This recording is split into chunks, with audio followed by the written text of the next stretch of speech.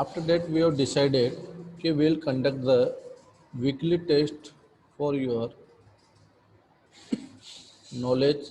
It will be in the form of Google form.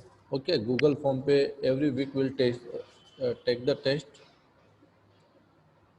So today we'll discuss about the chapter 4, agriculture from geography. So today I will discuss only main point of chapter. We'll start the chapter from tomorrow onwards. And today only introduction of the chapter. So chapter 4 is agriculture. You know agriculture. Please mute your mic.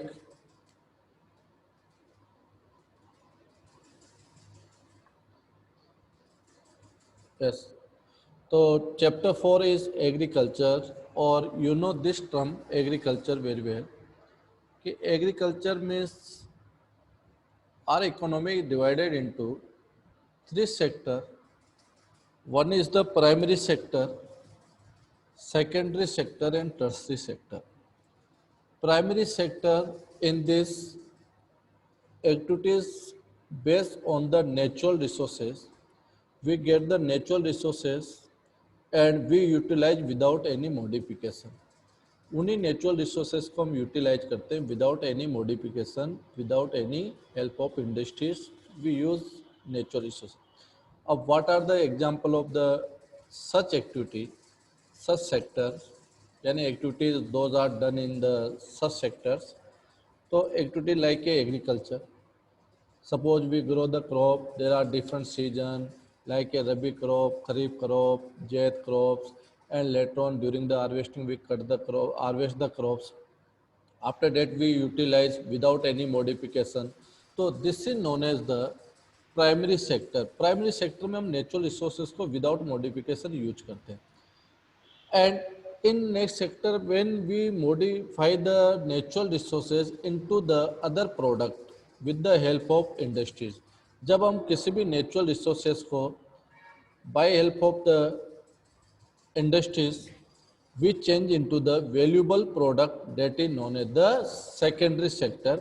और secondary sector में most of जो contribution होता है that is the industry sector. तो secondary sector is also known as the industries sector. अब for example जैसे wheat है, तो वीट को change into the biscuit, we change into the flour by the industries. Inside the industries it will be change in the biscuit.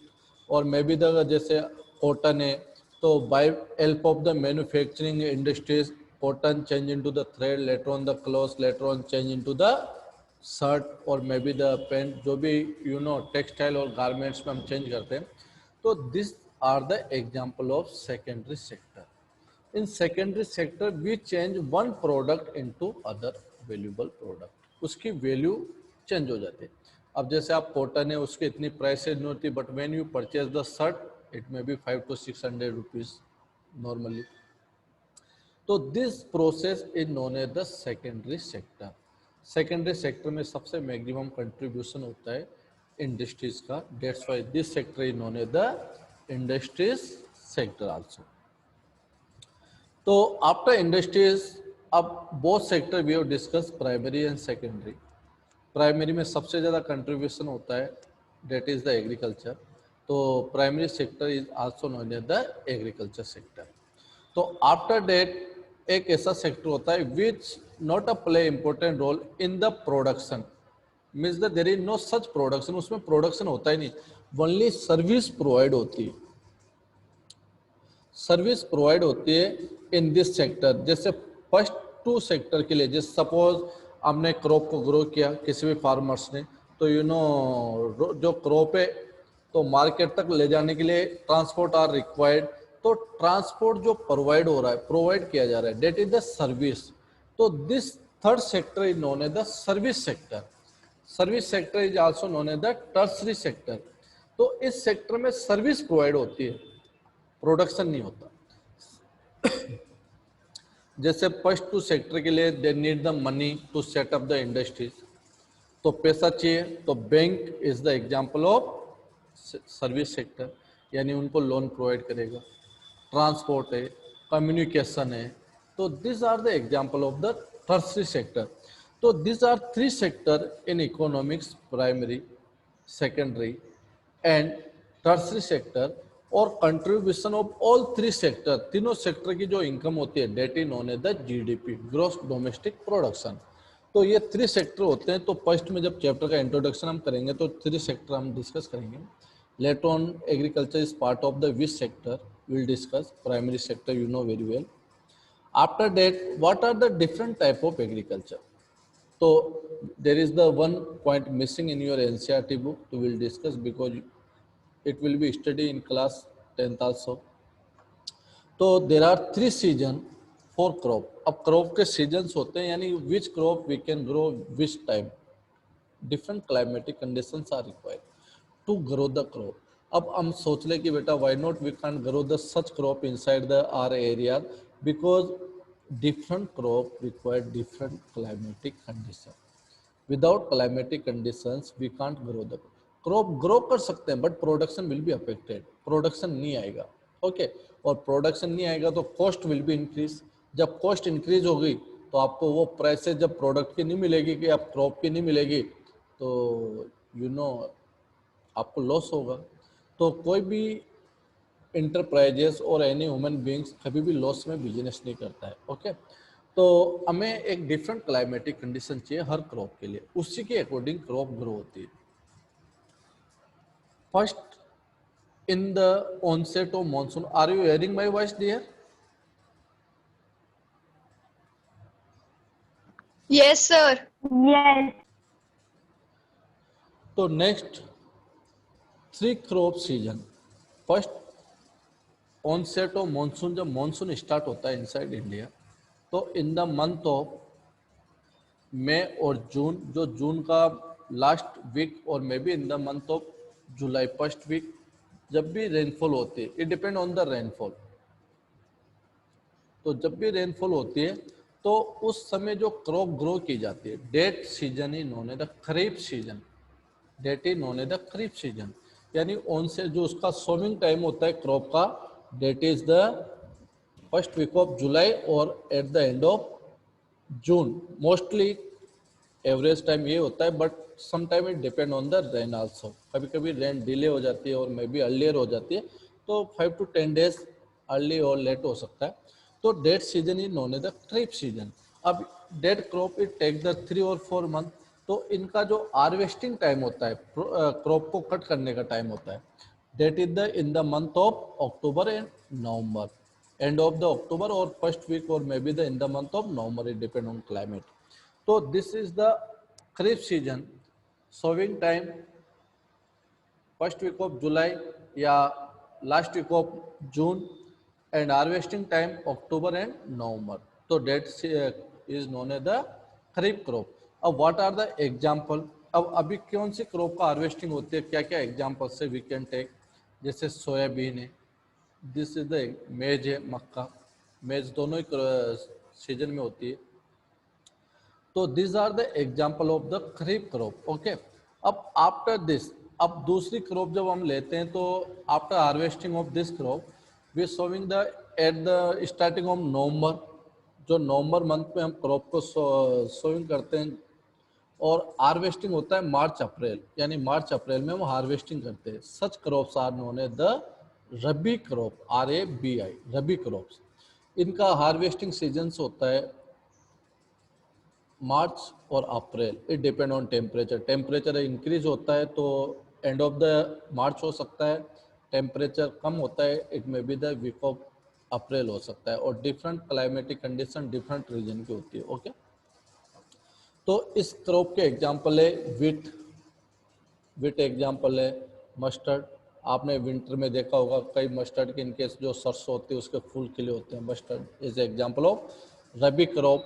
Okay, rice is example of both crop, but rice take the 6 to 7 month. दोनों ही crop, दोनों season के example है, rice दोनों जगह होती है। Rice की crop depend on the irrigation facility, irrigation facility जैसी होगी उस पर डिपेंड करता है। आफ्टर डेट एक क्रॉप ऐसी भी होती है जो we can grow for the short summer, summer में थोड़े दिन के लिए 1 मंथ और 45 डेज और 50-60 डेज वो क्रॉप विपन और तैयार हो जाती है, प्रिपेयर हो जाती है। तो such crop is known as the JAID, zaid crop. Zaid crop is growing for the short summer season. अब शॉर्ट समर सीजन में कहाँ पे इरिगेशन फैसिलिटी होगी? You know on the river bank, जो रिवर बैंक होते हैं नदी किनारे। तो what type of the crop like watermelon, musk melon, जो खरबूज तरबूज आप खाते हो ना, तो that are the example of the zaid crop, जिसमें आपके वेजिटेबल्स ये सब आ जाते हैं। तो this are the 3 season we have discuss in introduction. तो ये 3 सीजन्स होते हैं जिसमें डिफरेंट क्रॉप हम ग्रो करते हैं। अब ये 3 season that depend on the irrigation. जहाँ पे इरिगेशन फैसिलिटी अच्छी है दे आर टेकिंग 2 क्रॉप, जहाँ पे बहुत एक्सीलेंट है दे आर टेकिंग 3 क्रॉप। तो it depend on the irrigation, okay, और क्लाइमेट। आपके पास इरिगेशन फैसिलिटी तो you may be grow the 3 crop, और जितनी multiple crop you will be grow in particular year. एक साल में जितनी ज़्यादा क्रॉप आप पर्टिकुलर लैंड, फिक्स लैंड पे जो ग्रो करोगे, that will be your profit. वो उस फार्मर का प्रॉफिट होता है। और किस पे डिपेंड करता है? It depend on the irrigation. Irrigation पे डिपेंड करता है, ओके। अब नेक्स्ट आता है टाइप्स ऑफ एग्रीकल्चर। तो in this chapter will discuss the 2 types of agriculture, okay. One is the commercial agriculture और intensive agriculture. Intensive agriculture and commercial agriculture. तो intensive जो होती है that is also known as the subsistence agriculture. तो subsistence agriculture जो होती है वो 2 टाइप्स की होती है। One is the shifting cultivation और इंटेंसिव कल्टीवेशन। इंटेंसिव कल्टीवेशन में when we grow the crop for our family needs, हम हमारी फैमिली के लिए क्रॉप को ग्रो करते हैं, फैमिली की रिक्वायरमेंट के लिए। तो this crop is known as the intensive. और इसी का सेकंड टाइम होता है जो ऐसे एरिया में ग्रो होती है where is the lot of land are available, population size कम होती है, but they use the traditional tools, ये उसी ओल्ड मेथड को फॉलो करते हैं। This agriculture is known by the different name in different area. It is commonly name by the shifting cultivation. Next आता है हमारा कमर्शियल एग्रीकल्चर। कमर्शियल एग्रीकल्चर वहाँ होते हैं those countries are develop, they maybe grow the such crop for their surplus production, for their commercial place, for their commercial purpose. So this crop are grow in the developed nations like a banana, sugar cane, coffee, tea. These are the, yeah, please, please mute your mic. Yes. So these crops are grow in that areas, commercial purpose, commercial crops. Later on, we'll discuss the different types of agriculture known by different like a cultivation of grapes, fish cultivation, you know, vegetable cultivation. तो these are given in table, आपके table form में दे रखी है। फिर after that, what are the input, what are the output? क्या होते हैं? तो inputs means the what are different things we are using for the agriculture. जैसे हम किसी चीज, जैसे फॉर एग्जांपल या मोबाइल से, अब मोबाइल्स को बनाने के लिए क्या क्या इनपुट्स लगे हैं, ओके। तो इसको बनाने के लिए या इसमें किसी वर्क को करने के लिए, या सपोज आप कोई और ले लीजिए, take the another one example, जैसे क्रिकेट मैच है आजकल आईपीएल चल रहा है, take the example of cricket match. तो इनसाइड द क्रिकेट मैच खेलने के लिए क्या क्या इनपुट्स चाहिए? तो you know bat is required, stump is required, your ball is required, और सेफ्टी टूल्स आर रिक्वायर्ड, जो भी हेलमेट जो भी आप पहनते हो। तो दिस आर द इनपुट्स जो हम उसमें यूज कर रहे हैं। जैसे एग्रीकल्चर के इनपुट्स क्या होंगे बेटा? फर्टिलाइजर्स, सीड्स, इरिगेशन के लिए पंप और may be tractors, this are the inputs. और व्हाट आर द आउटपुट? बाहर निकल के क्या रहा है उससे? Crop. Crop is the output. तो ऐसे किसी भी इंडस्ट्रीज में, जैसे where the manufacturing of two wheeler या फोर व्हीलर इंडस्ट्रीज है, तो इनपुट्स में इंजन पार्ट्स हो सकते हैं, टायर्स हो सकते हैं, बॉडी हो सकते हैं, लाइक दिस कितनी चीज़ें इनपुट्स में हो सकती हैं. They may be import from the different areas, different countries में भी. और आउटपुट क्या होगा, वहां से जो फोर व्हीलर बन के फैक्ट्री से बाहर आएगी, दैट इज द आउटपुट. तो a diagram is given in your book related to input and output. After that, we'll discuss about the differences between the Indian farming और USA farming. USA कंट्री के अंदर जो farm की size है वो बहुत बड़ी होती है, यानी फील्ड की size compare then the India. India में क्यों स्मॉल है, due to the population size. और इंडिया के अंदर बेटा वर्ल्ड की 2.4% एरिया ही हमारे पास है. वर्ल्ड में जितना एरिया है ना, उसका 2.4% एरिया वी ओनली. तो हम वैसे साइज में छोटे हैं और पॉपुलेटेड नेशन है. तो और that's why the our farm size is the less than the USA. What are different technology they are using, क्योंकि वो डेवलप्ड नेशन है, तो वो स्प्रे करने के लिए they are using the aeroplanes और सच टेक्नोलॉजी. वहाँ पे किस टाइप से एग्रीकल्चर एक्टिविटी होती है, मे बी पहले वो सॉइल का सैंपल लेते हैं, later on send to the lab. Lab उसको स्टडी करता है कि what are different nutritions are required for soil, such soil is the plentiful for the which crop. फिर उसी के अकॉर्डिंग वो क्रॉप को ग्रो करते हैं. In India we have no such lab और no such facilities. Farmers according their needs crop को grow करते हैं. जबकि हम साइंस में स्टडी करते हैं, यू नो वेरी वेल, कि टू रिकवर द नाइट्रोजन और सॉइल फर्टिलिटी को इम्प्रूव करने के लिए हमें एक रोटेशन फॉलो करना चाहिए, कभी कभी पल्सेस को ग्रो करना चाहिए. ओके, थ्रू दिस जो उसकी रूट्स होती है उससे न्यूट्रिशन नाइट्रोजन रिकवर हो.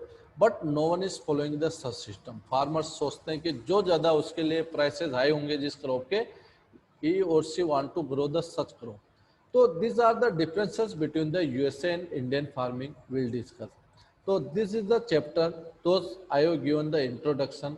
What are the main point we'll discuss in this chapter. So these are the main point beta. Introduction of this chapter we'll discuss in this. So tomorrow we'll continue with this chapter. Or if you have any doubt today's, if you want to ask any queries related to agriculture or anything, you may be asked. This chapter is important. Why? क्योंकि agriculture is part of our life. हमारे country की 50% population are engage in the agriculture. और agriculture contribution कितना होता है, what are the merit and demerit in agriculture. Agriculture का सबसे बड़ा डिमेरिट होता है अनएम्प्लॉयमेंट. अनएम्प्लॉयमेंट हम इसमें देखेंगे कि डिसगाइड अनएम्प्लॉयमेंट होता है. चलो वी हैव टाइम तो डिस्कस द डिसगाइड अनएम्प्लॉयमेंट. मैं आपको बताता हूँ डिसगाइड अनएम्प्लॉयमेंट क्या होता है. यू नो बेटा what is the disguised unemployment. You know this found mostly in the agriculture area. In disguised unemployment, suppose inside the classroom, if we give the maybe teacher need a table और वो class में,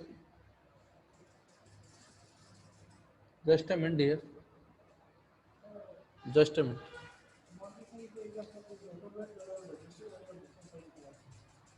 वर्णिका चौहान,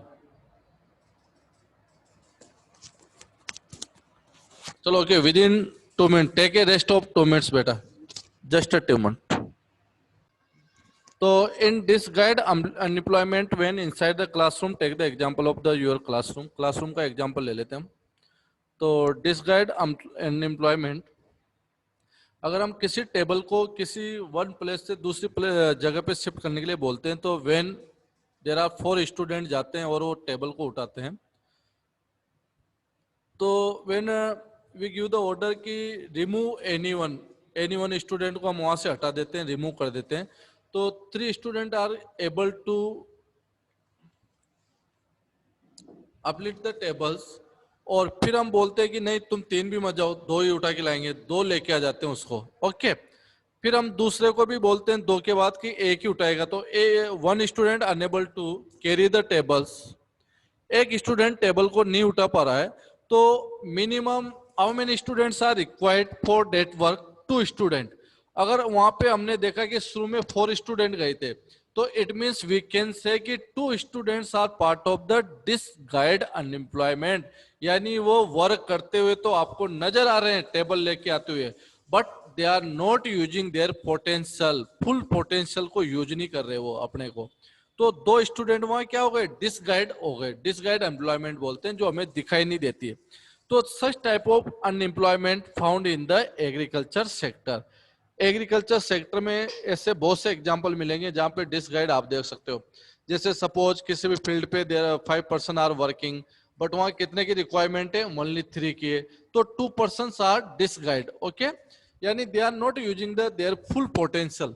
तो this is the example of disguised unemployment, disguised employment बोलते हैं।